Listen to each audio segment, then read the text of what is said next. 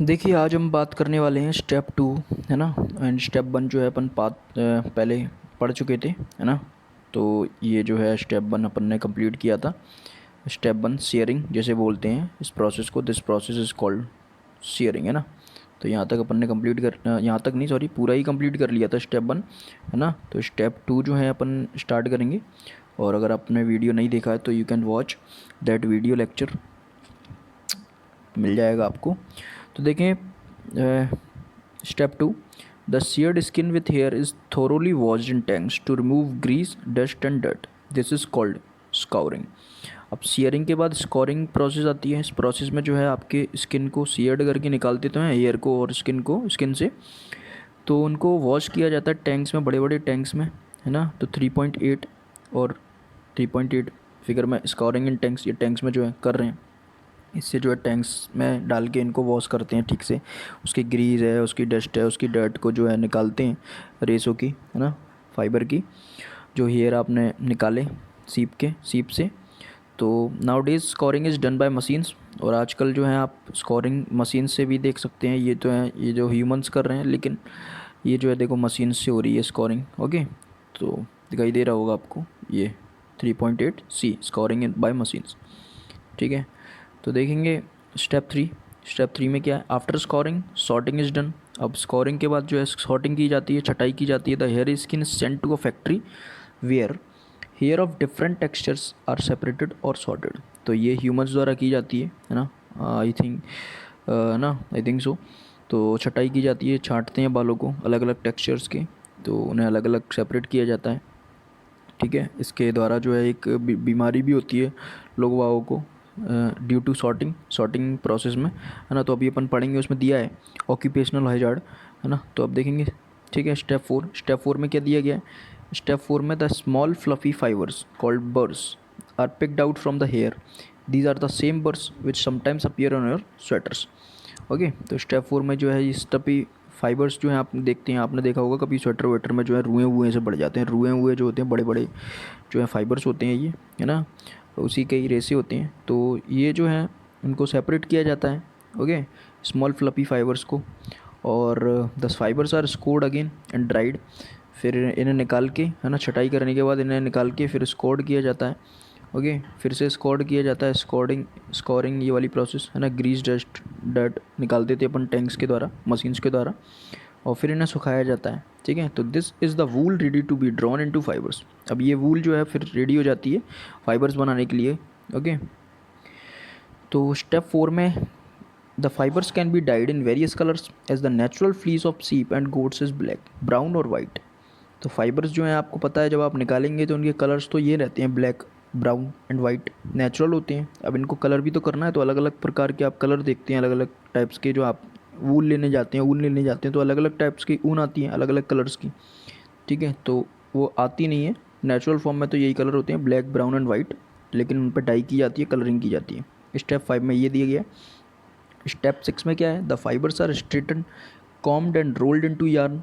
अब ये last step है 6th में। फाइबर्स को स्ट्रेट सीधा किया जाता है, कॉम कंघी की जाती है, रोल्ड इनटू यार्न और उन्हें धागों में बदला जाता है। 3.8 डी में दिया गया है, the longer fibres are made into wool for sweaters. जो लंबे लंबे धागे होते हैं जो है ना, सॉरी, लंबे लंबी रेसी होती हैं, उनसे जो है स्वेटर्स के लिए वूल बनाई जाती है ना। उनसे स्वेटर्स बनते हैं। और the sweater fibres are spun and woven into woven cloth. और स्वेटर जो होते हैं वो, उनसे जो है काट के जो धागा बनाया जाता है, वूल बनाई जाती है, उससे जो है वूलन क्लॉथ बनते हैं, ओके।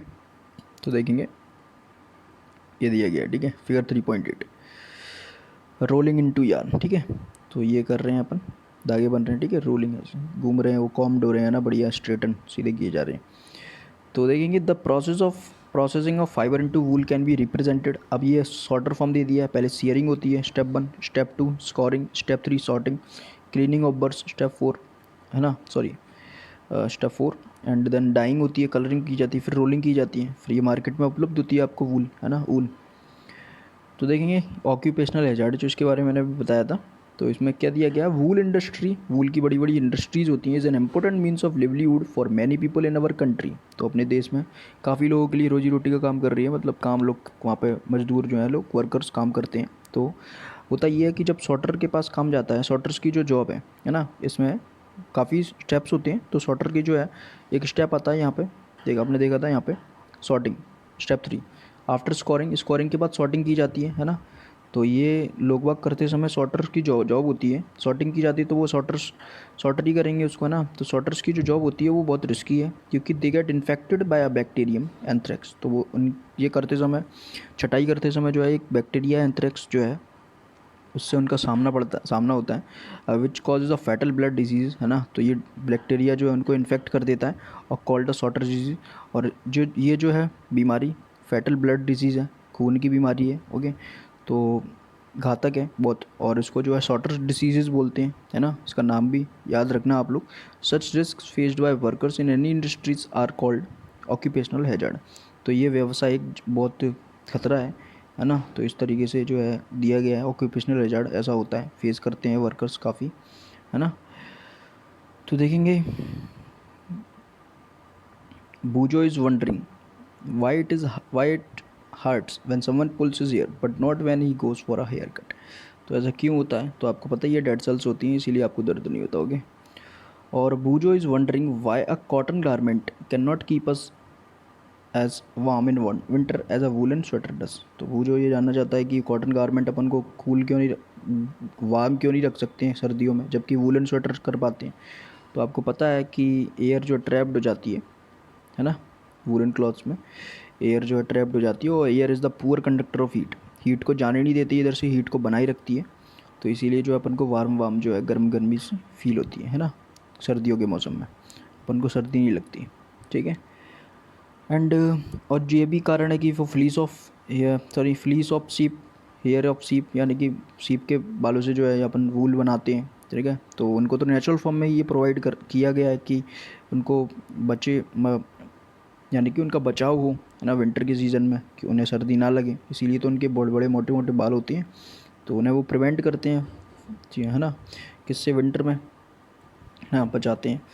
एक्टिविटी 3.4 में दिया गया है क्या, कि debate amongst your classmates whether it is fair on the part of humans to rear sheep and then chop off their hair for getting wool. ठीक है, तो आपको ये क्लासमेट से ये करनी है ना, एक्टिविटी है, तो यू कैन डू, कर सकते हो एक्टिविटी, है ना, क्लासमेट्स के साथ।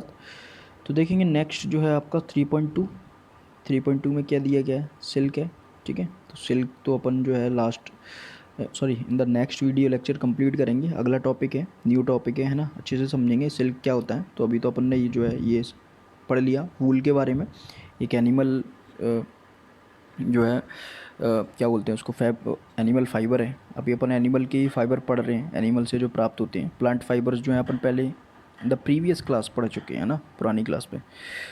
तो देखेंगे सिल्क जो है डिस्कस करेंगे बाद में। This is the end of this video lecture, बने रहिए and till then goodbye, take care and thank you.